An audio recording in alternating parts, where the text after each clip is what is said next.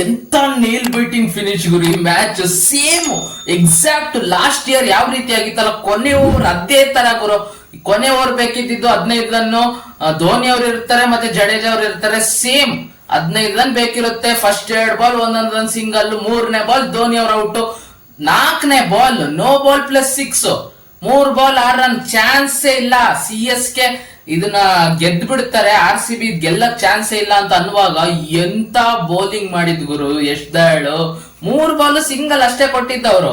2 run ಇಂದ RCB ಗೆಲ್ತೀವಿ. ಇದಕ್ಕೆಲ್ಲ ಮುಖ್ಯ ಕಾರಣ ರೊಮ್ಯಾರೋ ಶೆಫರ್ಡ್ ಗುರು.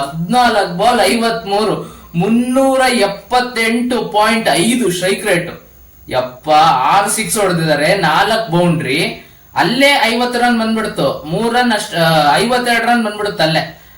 52 ರನ್ ಬಂದ್ಬಿಡುತ್ತೆ. ಇನ್ನು 4 ಬಾಲ್ ಅಲ್ಲಿ ಕೇವಲ 1 ರನ್ ಹೊಡೆದಿದ್ದಾರೆ ಅಷ್ಟೇ. ಬರೇ 6 4 ಹೊಡಿತಾ 14 ಬಾಲ್ 53 ರನ್. ಎಷ್ಟು ಕ್ರೂಷಿಯಲ್ ಆಯ್ತು ಅಂದ್ರೆ ಮಿಡ್ಲ್ ಓವರ್ಸ್ ಅಲ್ಲಿ RCB ರನ್ಸೇ ಬರ್ಲಿಲ್ಲ. ರಜತ್ ಪಟ್ಟಿದಾರ್ ಅವರು ಬಾಲ್ಸ್ ಜಾಸ್ತಿ ಫೇಸ್ ಮಾಡಿದ್ದಾರೆ, ರನ್ಸ್ ಕಡಿಮೆ ಹೊಡೆದಿದ್ದಾರೆ. ಜಿತೇಶ್ ಶರ್ಮನು ಅದೇ ತರ ಆಡಿದ್ದು. ಇವರು ಯಾರು ದೇವದತ್ ಪಡಿಕಲ್ ಅವ್ರ ಕಡೆಯಿಂದನೂ ಅಂತದೇನ್ ಕಾಂಟ್ರಿಬ್ಯೂಷನ್ ಬರಲಿಲ್ಲ. 17 ರನ್ ಏನು ಹೊಡಿತಾರೆ ಅಷ್ಟೇ.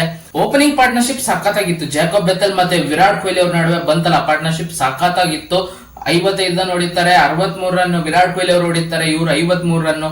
ಮತ್ತೆ ಫೀಲ್ಡಿಂಗ್ ಅಲ್ಲಿ 3 ಕ್ಯಾಚ್ ಬಿಡ್ತೀವಿ ಗುರು. ಲುಂಗಿ ಎಂಗಿಡಿ 1 ಕ್ಯಾಚ್ ಮಿಸ್ ಮಾಡ್ತಾರೆ, ರಜತ್ ಪಟ್ಟಿದಾರ್ 1 ಕ್ಯಾಚ್ ಮಿಸ್ ಮಾಡ್ತಾರೆ. ಭುವನೇಶ್ವರ್ ಕುಮಾರ್ ಅವರ 19ನೇ ಓವರ್ ಅಲ್ಲಿ ಫಸ್ಟ್ ಬಾಲ್ ವಿರಾಟ್ ಕೊಹ್ಲಿ ಅವ್ರ 1 ಕ್ಯಾಚ್ ಮಿಸ್ ಮಾಡ್ತಾರೆ. ಅದ್ ಕ್ಯಾಚ್ ಮಿಸ್ ಆಗಿ ಬೌಂಡ್ರಿ ಹೋಗುತ್ತೆ.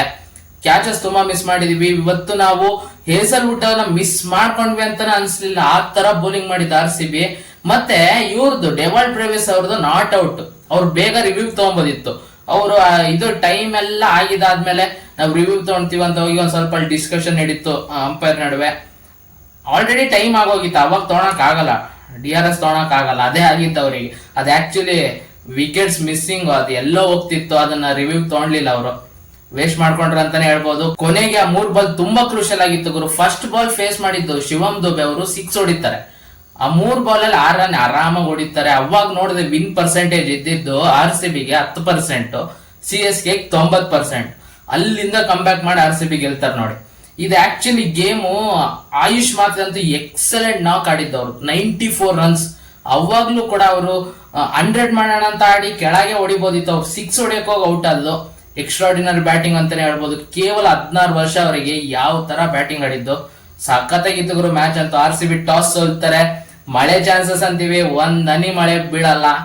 ಎಂತ ಮ್ಯಾಚ್ ಆಗಿದೆ. ಇವಾಗ RCB top of the table ಅಲ್ಲಿ ಇದ್ದಾರೆ. ನೆಟ್ ರನ್ ರೇಟ್ 0.48 ಇದೆ. ನೆಟ್ ರನ್ ರೇಟ್ ಅವಶ್ಯಕತೆನೇ ಇಲ್ಲ. ಮುಂಬೈ ಇಂಡಿಯನ್ಸ್ ಗಿಂತ 1 ಮ್ಯಾಚ್ ನಾವು ಜಾಸ್ತಿನೇ ಗೆದ್ದಿದೀವಿ. 8 ಮ್ಯಾಚ್ ಗೆದ್ದಿದೀವಿ, ಅವ್ರು 7 ಮ್ಯಾಚ್ ಗೆದ್ದಿದ್ದಾರೆ. ಗುಜರಾತ್ ಟೈಟನ್ಸ್ ನೆಕ್ಸ್ಟ್ ಮ್ಯಾಚ್ ಅವ್ರು ಗೆದ್ರೆ ಅವ್ರು ಟಾಪಿಗೆ ಬರೋ ಸಾಧ್ಯತೆ ಇರುತ್ತೆ. ನಾವು ಟಾಪ್ 2 ಗೆ ಫಿನಿಶ್ ಆಗೋ ಸಾಧ್ಯತೆ ನಾವು ಅದ್ರ ಮೇಲೆ ಟಾರ್ಗೆಟ್ ಮಾಡಿದೀವಿ ಅಂತ ರಜತ್ ಪಟ್ಟಿದಾರ್ ಅವ್ರು ಹೇಳಿದ್ರು ಪ್ರೆಸೆಂಟೇಷನ್ ಅಲ್ಲಿ. ನಾವು ಕ್ವಾಲಿಫಿಕೇಶನ್ ಅಂತ ನೋಡ್ತಿಲ್ಲ, ಟಾಪ್ 2 ನೋಡ್ತಿದೀವಿ. ಟಾಪ್ ಆಫ್ ದ ಟೇಬಲ್ ಅಲ್ಲೇ ಫಿನಿಶ್ ಆಗ್ಬೇಕು ಅಂತ.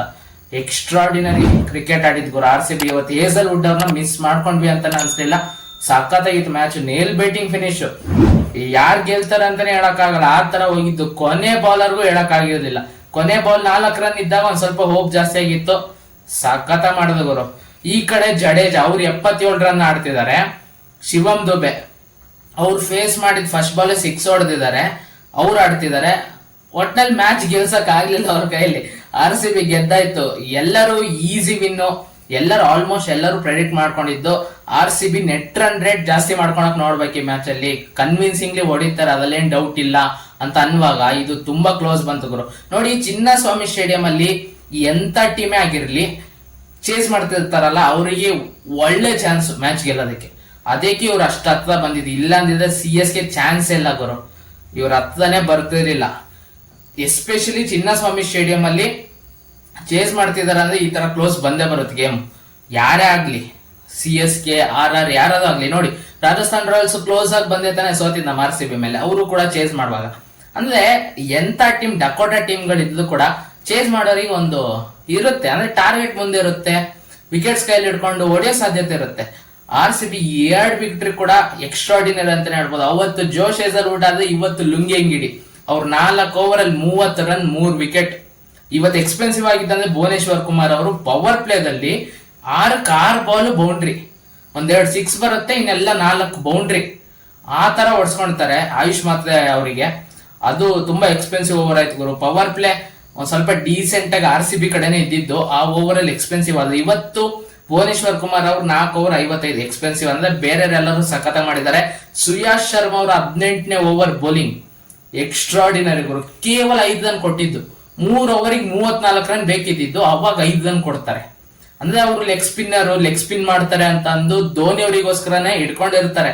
ಪ್ರತಿಯೊಂದು ಟೀಮ್ಗಳು ಪ್ಲಾನ್ ಸಖತ ಮಾಡ್ಕೊಂಡು ಧೋನಿ ಅವರಿಗೆ ಹಾಕ್ಸ್ತಾರೆ. ಅದೇ 5 ರನ್ ಕೊಟ್ಟಿದ್ದು, ಜಡೇಜಾನು ಫೇಸ್ ಮಾಡ್ತಾರೆ, ಹೊಡೆಯಕ್ಕಾಗಲ್ಲ. 1 ಡಾಟ್, ಇನ್ನೆಲ್ಲ ಸಿಂಗಲ್, 5 ರನ್. ಅವಾಗ 2 ಓವರಿಗೆ 29 ಬರುತ್ತೆ. ಅವಾಗ ಫಸ್ಟ್ ಬಾಲ್ ಭುವನೇಶ್ವರ್ ಕುಮಾರ್ ಮಾಡಿದ ಫಸ್ಟ್ ಬಾಲ್ ಕ್ಯಾಚ್ ಮಿಸ್ ಆಗುತ್ತೆ ವಿರಾಟ್ ಕೊಹ್ಲಿ ಅವರಿಂದ. ಆ ಓವರ್ ಅಲ್ಲಿ 14 ರನ್, ಕೊನೆ ಓವರ್ 15 ರನ್ ಬೇಕು. ಅವಾಗ ಫಸ್ಟ್ ಡಾಟ್ ಬಾಲ್. ಆಮೇಲೆ ನಿಮಗೆಲ್ಲ ಗೊತ್ತಿದೆ ಯಾವ ತರ ಆಯ್ತು ಅಂತ ಮ್ಯಾಚ್. ಸಖತ್ತಾಗಿತ್ತು ಗುರು. ಇವಾಗ RCB ಟಾಪ್ ಅಲ್ಲಿ ಇದ್ದಾರೆ. ಇನ್ನು 3 ಮ್ಯಾಚ್ ಉಳಿದಿದಾವೆ. ಒಂದು LSG ಅಂದ್ರೆ ಲಕ್ನೋದಲ್ಲಿ ಆಡ್ಬೇಕಾಗುತ್ತೆ, KKR ಮತ್ತೆ SRH ನಮ್ ಚಿನ್ನಸ್ವಾಮಿ ಸ್ಟೇಡಿಯಂ ಅಲ್ಲಿ ನಡೆಯುತ್ತೆ. RCB 3 ಮ್ಯಾಚ್ ಗೆದ್ರೆ ಇನ್ನೂ ಸಖತ್ತಾಗಿರುತ್ತೆ. ಟಾಪ್ ಆಫ್ ದ ಟೇಬಲ್ ಅಲ್ಲೇ ಫಿನಿಶ್ ಆಗೋ ಸಾಧ್ಯತೆ ಇರುತ್ತೆ. ನೋಡೋಣ. ಇವತ್ತೇನ್ ನೆಟ್ ರನ್ ರೇಟ್ ಜಾಸ್ತಿ ಏನಾಗಿಲ್ಲ, ಬೇಕಾಗಿಲ್ಲ. ನೆಟ್ ರನ್ ರೇಟ್ ಅವಶ್ಯಕತೆ ಇಲ್ಲ. ಎಲ್ಲಾ ಮ್ಯಾಚ್ ಗೆಲ್ತಾ ಹೋದ್ರೆ ಏನ್ ನೆಟ್ ರನ್ ರೇಟ್ ಅವಶ್ಯಕತೆನೆ ಬರಲ್ಲ ಗುರು. ಸಖತ್ತಾಗಿತ್ತು ಗುರು. ಸೇಮ್ ಚಿನ್ನಸ್ವಾಮಿ ಸ್ಟೇಡಿಯಂ ಅಲ್ಲಿ ಲಾಸ್ಟ್ ಇಯರ್ ಯಾವ ರೀತಿ ಆಗಿತ್ತು ಅದೇ ರೀತಿ ಯಶ್ ಅವ್ರು ಫಿನಿಶ್ ಮಾಡ್ತಾರೆ. ಅವತ್ತು ಕೊನೆ ಬಾಲ್ ಸ್ಟ್ರೈಕ್ ಅಲ್ಲಿ ಇದ್ದಿದ್ದು ಜಡೇಜಾ, ಇವತ್ತಿದ್ದು ಶಿವಮ್ ದುಬೆ. ಅಷ್ಟೇ ವ್ಯತ್ಯಾಸ. ಅವರು ನಾನ್ ಸ್ಟ್ರೈಕ್ ಅಲ್ಲಿ ಇದ್ದು ಜಡೇಜಾ, ಸ್ಟ್ರೈಕ್ ಅಲ್ಲಿ ಇದ್ದಿದ್ದು ಶಿವಮ್ ದುಬೆ. ಮ್ಯಾಚ್ ಫಿನಿಶ್ ಮಾಡಕ್ ಆಗ್ಲಿಲ್ಲ.